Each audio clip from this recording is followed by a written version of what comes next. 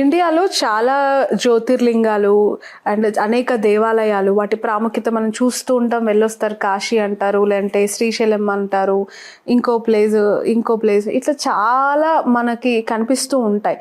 కానీ ప్రతి ఒక్కరూ కూడా ఎందుకు వారి జీవితంలో కైలాష్ మానస సరోవర్ యాత్ర చేయాలి, చేస్తే నా జీవితం ఏదో మారిపోతుంది, నేను మారుతాను 100%, నా లైఫ్ ఏదో టర్నింగ్ పాయింట్ అక్కడే ఉంది, ఆ కనెక్టివిటీ నాకు కనిపిస్తుందని నమ్ముతారు, ఎందుకు ఆ స్థాయిలో ప్రయారిటీ ఇవ్వాలనుకుంటారు? అసలు ఏం సీక్రెట్స్ అక్కడ కనిపిస్తున్నాయి మీకు? ఎస్ అమ్మా, ముందుగా కైలాష్ అండ్ మానస్ సరోవర్ ఈ రెండు పేర్లు వినిన తర్వాత ప్రతి ఒక్కరికి మీరు ఇందాక చెప్పినటువంటి కాశీ, రామేశ్వరం, శ్రీలంక, నేపాల్ ఇటువంటి యాత్రలు, అన్ని యాత్రలలో మనం ఎక్కడ చూసినా సరే ఒక జ్యోతిర్లింగ స్వరూపంగానో, శివలింగాకారంలోనో, విగ్రహంగానో మనకు స్వామివారు ప్రత్యక్షమై దర్శనమై అభిషేకము లేదంటే హారతి ఇంకొక విధానాల్లో స్వామివారిని మనం చూసి తరించి తిరిగి వచ్చేటువంటి ఒక అనుభూతితో వచ్చేటువంటి ఒక యాత్రలు అయి ఉండొచ్చు. ఇవన్నీ రాజు లాంటి యాత్రలు అయితే, దీనికి నెక్స్ట్ లెవెల్ యాత్ర ఎక్కడైతే గుడి లేదు, గోపురం లేదు, విగ్రహం లేదు, అర్చన లేదు, అభిషేకం లేదు, ఇవేవి లేకుండా నెక్స్ట్ లెవెల్ అంటే ఇవన్నీ కూడా ఒక్కొక్క మెట్టు ఎక్కుతూ వెళ్ళాల్సిన సాధనాలు అనుకుంటే, ఇవన్నీ అయిపోయిన తర్వాత డైరెక్ట్గా మన యొక్క శరీరంతో, మన కంటితో సాక్షాత్తు శివపార్వతుల్ని దర్శించి తరించేటువంటి యొక్క యాత్రగా చెప్పేటువంటి యాత్ర అని చెప్పచ్చమ్మా. అసలు కైలాష్ అండ్ మానస్ సరోవర్ ఈ రెండు పేరు వినగానే ఏంటి అసలు దీని ఇతిహాసం, పురాణం, దీని బ్యాక్ ఎండ్ ఒకసారి మనం గమనిస్తే ఒక శ్లోకం మనకు మహాన్యాసంలో అభిషేకం చేసేటప్పుడు చెప్తారమ్మా. కైలాస శిఖరే రమ్యే శంకరస్య శివాలయే దేవతాస్తత్ర మోదంతి తన్మే మనశివ సంకల్పమస్తు అని ఒక శ్లోకం చెప్తారు.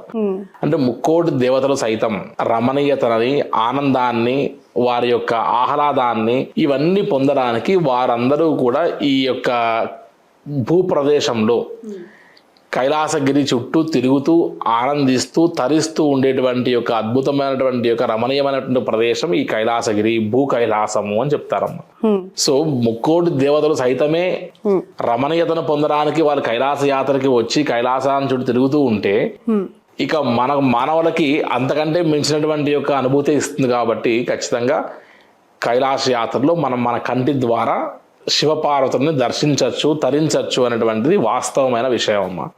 అండ్ మానస సరోవరం బ్రహ్మ మనసులో నుంచి ఉద్భవించినటువంటి ఒక సరోవరంగా, మనకు పంచ సరోవరాలు ఉన్నప్పటికీ కూడా ముఖ్యమైనటువంటి ఒక సరోవరంగా మనకు ఈ యొక్క బ్రహ్మ మానస పుత్రిక అయినటువంటి మానస సరోవరంలో ముక్కోటి దేవతలు సైతం పుణ్యస్నానాన్ని ఆచరించడానికి నక్షత్ర రూపంలో, జ్యోతి స్వరూపంలో వచ్చి తరించి చివరికి మన యొక్క జీవితంలో ఒక్కసారైనా సరే ఆ నీటిని ప్రోక్షణ చేసుకున్నా చాలు అనేటువంటి విధంగా తరించేటువంటి యొక్క వ్యవహారం అక్కడ మనం గమనిస్తూ వస్తాం.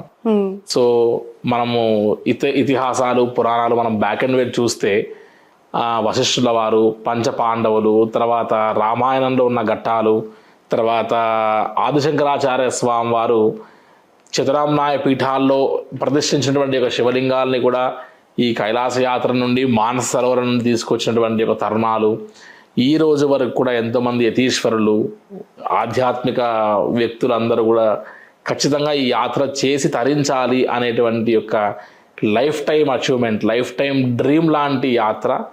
ఇలా చెప్పుకుంటూ వెళ్తే దాదాపుగా మనం ఎంత చెప్పినా తక్కువ అని చెప్పచ్చమ్మా. యాక్చువల్గా బుద్ధుడి యొక్క తల్లి మాయాదేవి పుణ్యస్నానాన్ని అక్కడ ఆచరించి సరోవరంలో నాకు యోగ్యమైనటువంటి ఒక సంతానాన్ని ప్రసాదించమని కోరితేనే గౌతమ బుద్ధుడు జన్మించాడు అని కూడా ప్రతీక ఉంది పురాణాల్లో. ఎస్, కాబట్టి ఇలా చెప్పుకుంటూ వెళ్తే కైలాసం మానస సరోవర్ యాత్ర అనేటువంటిది అది అన్ని యాత్రలకి రారాజు లాంటి యాత్ర అని చెప్పచ్చమ్మా. బట్ వందలు కాదు, వేలు కాదు, లక్షల మంది ట్రావెల్ చేయాలనుకునే ఒక స్పిరిచువల్ ట్రిప్, ఒక జర్నీ అది మానస్ కైలాస సరోవర్ యాత్ర.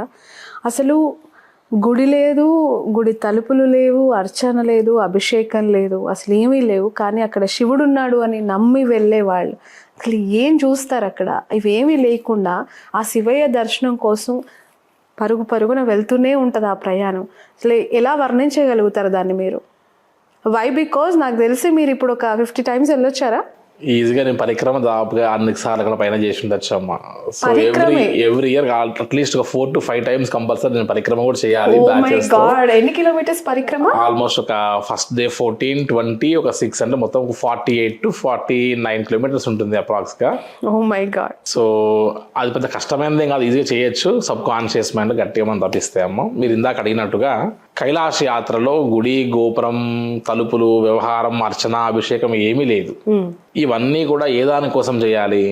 మన మైండ్లో, మన మనసులో స్వామివారి పట్ల మన యొక్క శ్రద్ధ, భక్తిని నిమగ్నం చేయడానికి కోసమే తప్ప ఇవేవి కూడా మనకు స్వామివారిని చేర్చడానికి కావాల్సిన మార్గాలు, దారులు తప్ప అక్కడికి వెళ్ళిన తర్వాత అన్నిటికంటే గొప్పదైనటువంటి యొక్క పూజ ఏదన్నా ఉంది అంటే అది మనోపూజ అనేది చెప్తారమ్మా.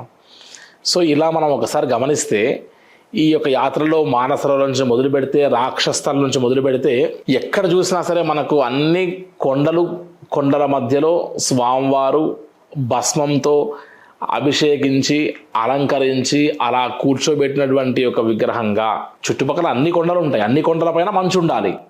కానీ ఒక కొండ మాత్రమే మంచు కొండగా కనబడుతూ ఆ ఒక కొండలో మాత్రమే ఓంకారాల రూపంలో, నామాల రూపంలో, కళ్ళ రూపంలో, మెట్లు, ద్వారాలన్నీ కూడా కనబడేటువంటి ఒక రూపంలో ఎవరెవరికి ఎలా చూస్తే ఆయా భావంలో కనిపించేటువంటి యొక్క అద్భుతమైనటువంటి యొక్క దర్శనం ఇచ్చేటువంటి కొండ ఒకటే అయి ఉంటది.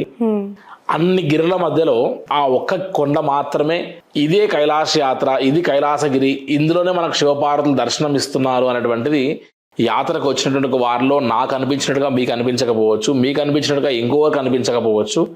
కానీ ప్రతి ఒక్కరు వారి సబ్ కాన్షియస్ మైండ్ లో నేను ఏదో ఒక పాయింట్ ఆఫ్ యాత్రలో నేను నా కళ్ళతో శివపార్వతులను దర్శించాను, తరించాను అనేటువంటి ఆధ్యాత్మికమైనటువంటి ఒక ప్రగాఢమైన విశ్వాసంతోనే తిరిగి వస్తారు తప్ప నేను కైలాస యాత్రకి వెళ్ళా, కేవలం సరోవరం చూసా, కేవలం ఒక కొండ చూసా, నేను కైలాసగిరిని మాత్రమే చూసా, నాకు ఆ ఫీల్ అనిపించలేదు అనేటువంటి వారిని ఒక్కరిని కూడా మనం చూడమమ్మా.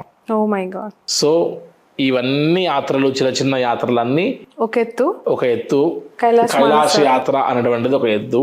సో లైఫ్ లో రారాజు లాంటి యాత్ర, సంకల్పించంగానే ఆయన పిలిస్తే మనం వెళ్ళేటువంటి ఒక యాత్ర. సో ఇలా ఎన్ని చెప్పుకున్నా సరే కైలాస యాత్ర ఈజ్ అల్టిమేట్ అండ్ ప్రతి ఒక్కరికి లైఫ్ టైం టాస్క్ గా మిగిలేటువంటి ఒక యాత్రగా చెప్పచ్చమ్మా.